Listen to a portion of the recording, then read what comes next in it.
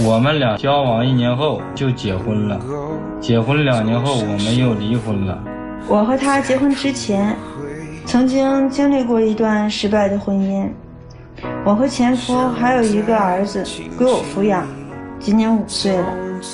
结婚前后，他对我的态度变化很大，生活中发生的矛盾一直在逐步升级，但是对他，我心里还是有些割舍不下。我内心深知做一个单身妈妈很不容易，其实我特别需要一个坚强的臂膀让我依靠。我不知道那个人会不会是他。有请这一对，有请。小贺30岁，来自哈尔滨，自由职业，有请贺先生，有请。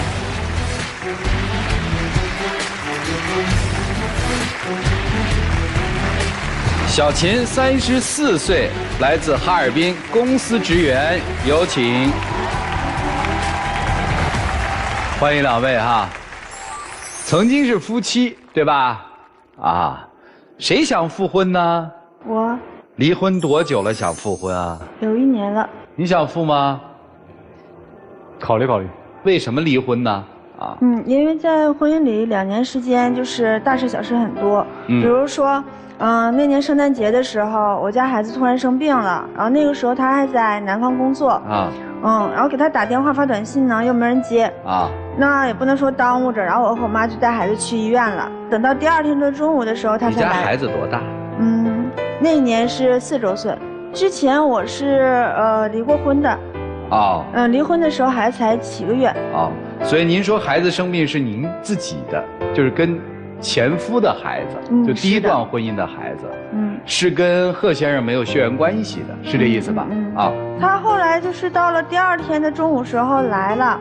过了医院这儿之后，就是他也没有说什么话，也什么也不干，就是医院人比较多嘛，然后比较着急，我就楼上楼下的跑，孩子比较小，就是他生病会难受，然后他会让我给他讲故事、玩游戏，然后这个时候等到晚上休息的时候，还没等我跟他去说什么呢，他就先不愿意了，就先挑理了。我为什么不挑理？对吧？我从深圳放心的工作回来，为了不就提前给你过那个圣诞节吗？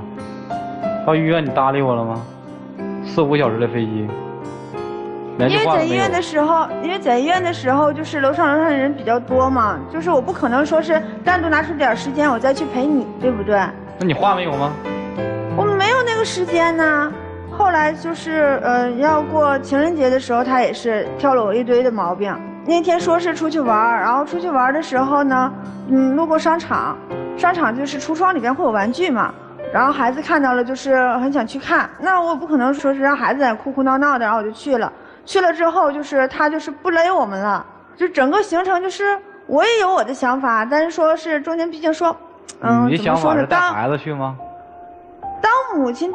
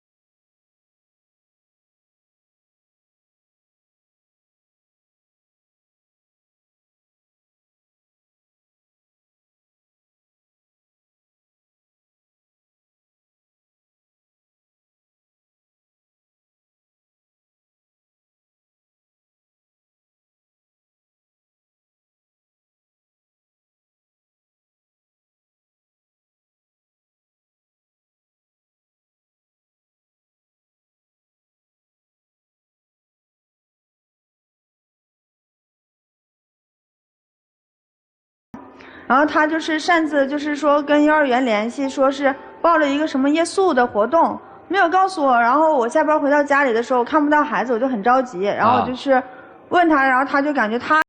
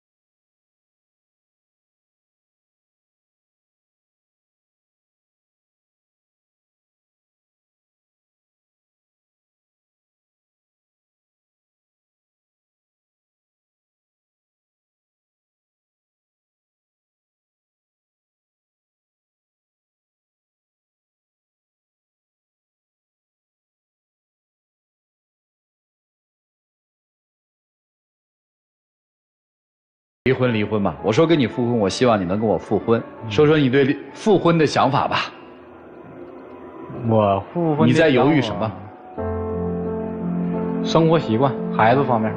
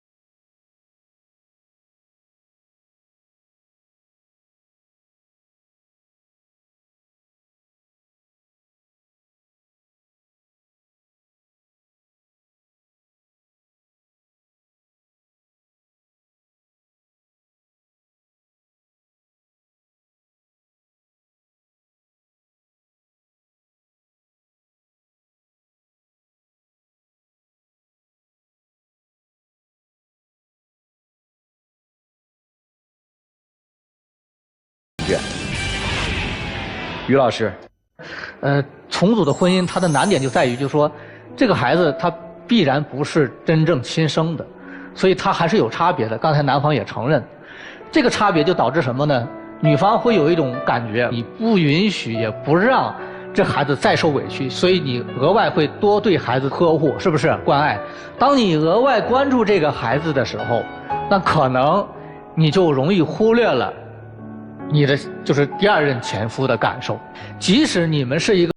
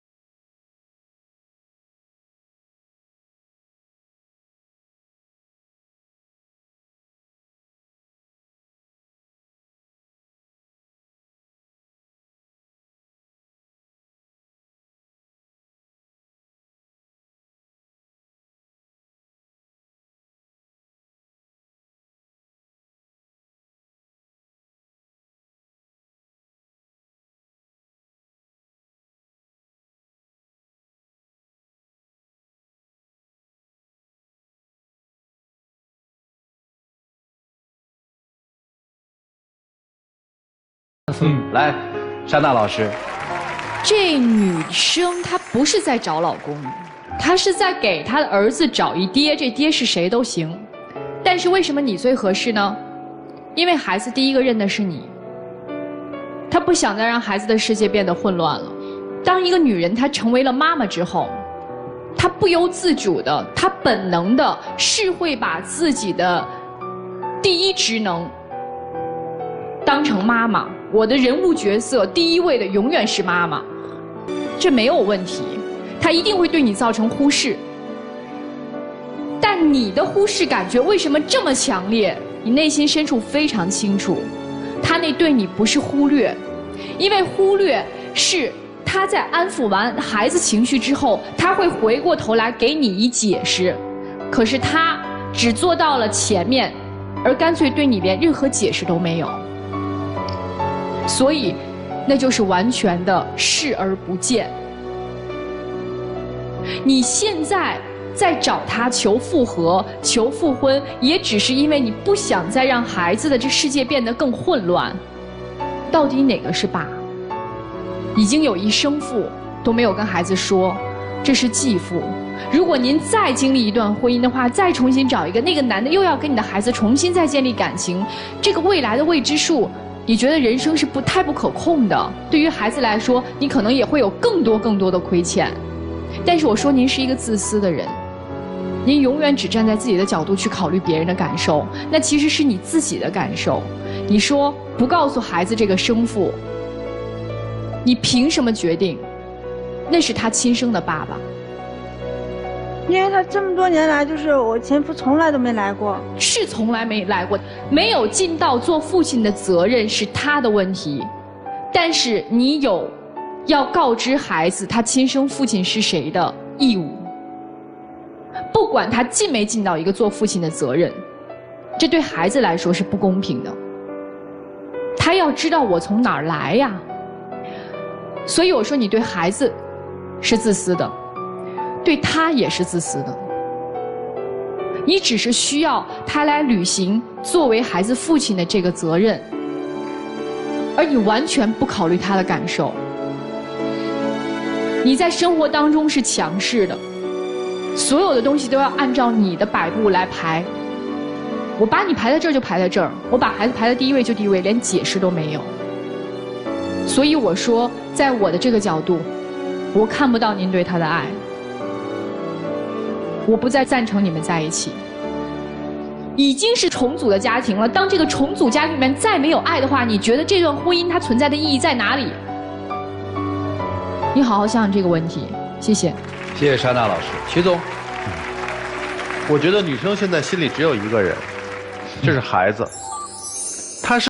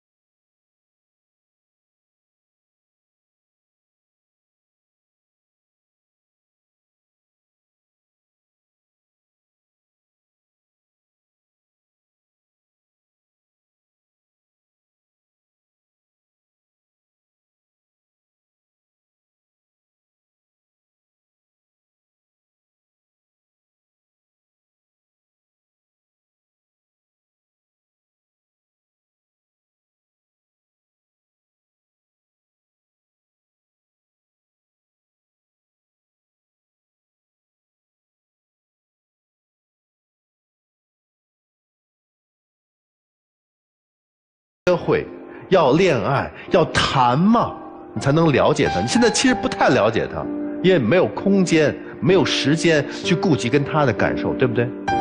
一定要改变自己，好不好？改变不了不要强在一起，好不好？冷静一段时间。如果你想你真的需要一个男人，需要一个你的爱人的话，再去和他交往，好吗？你如果真爱这个女人，看重这个女人的好，就等一段时间，明白吗？别着急的复婚，你也想清楚，给她点时间，也想明白，好不好？就这样。陆琪老师，这个世界不是围绕着你转的，也不是围绕着你孩子转的，随心所欲，心想事成，想要啥就有啥，没那么好的事情。你们这段关系这道题里面，我只有一个关键词叫不健康。首先说你们两个人，你们两个人很简单，你想给孩子找个亲爹，他想给孩子当后爸，完了结束了这个事情。你知道其中区别吗？亲爹孩子是第一位的，他不是，他是希望和你的关系是第一位的，和孩子是排在后面的，这叫后爸。结果你们就像搭积木一样，就在争这个积木应该放在哪一块，没有你们之间的感情啦，这是不健康的，这是第一个。第二个，就算是你和你孩子之间的关系健康吗？你看你离婚、结婚、离婚、复婚，全是为了孩子，你所有一切为了孩子，过度依赖孩子，你害死你孩子了。我们看原生家庭看那么多，像你这种家庭教育出来的孩子，未来就是个妈宝，因为他软弱，扛不起责任。你找的是个什么人？你找的是一个老公，是个孩子的爹吗？你找的是个工具人。你给他一个父亲的名分，你给他父亲的尊严了吗？他说话管用吗？他可以去像一个父亲一样去教育这个孩子吗？啥也没有。你要的是什么？一个躯壳，孩子有一个人叫爸就完了。说句重话都不行是吗？就说他恨。健康的关系是什么样的？几个关键词。第一个，你们两个人之间如果有健康的关系，就必须是彼此需求的，不是你需求他当你孩子的爹，是你们两个人之间本身情感上要彼此需求，这是第一个。第二个，核心家庭，也就是说你、他还有你们孩子，如果组成一个核心家庭，前提是信任。你不要一开始就是说你不是孩子亲生的，所以你对我孩子就是恨，最基本的信任都没有，凭什么让人当你孩子的爹？第三个，没有血缘关系的爱，他和你的孩子都没有血缘关系，前提条件，这种爱的前提条件一定是相互的，他爱你们，你们也得爱他，但在你们这个关系里面，请问有什么相互的？就这样。谢谢陆琪老师。核心关键词就是希望两位能够冷静，别匆匆忙忙的决定这个情感的走向。放着一个孩子的亲爹，拒绝让亲爹去探视去看，非要弄一个没有血缘关系的这么一个你认为的爹，就让他叫爹，他就是他爹了吗？您别再玩了。你以为你一步步算好的东西都是胡来的，生活根本不是算出来的。爱就是爱，在婚姻关系上、爱情关系上，不爱就是不爱。那乱七八糟那些东西你都夹杂在一起，你当然头疼了。想清楚吧，一起进入真情60秒。在一起这么多年了，大事小事都在吵，我只是希望你每次你在跟我说话的时候，也能像跟外人说话一样，多一点微笑，然后跟我说话柔一点。就是我出去工作本来就很辛苦了，然后回来我再看着你，就是跟我挑三拣四的找我毛病，那让我感觉很累。这么多年吧，你也应该知道我是对你什么样，对吧？我对孩子身上对你什么样，对这个家怎么样，你应该都比我了解的要清楚。但是以后会是什么样，我还需要去再考虑考虑。能不能好，能不能合，这是一个问题，知道吧？考虑是重要的。好，谢谢两位我们的分享啊，谢谢两位，请回吧，谢谢你们。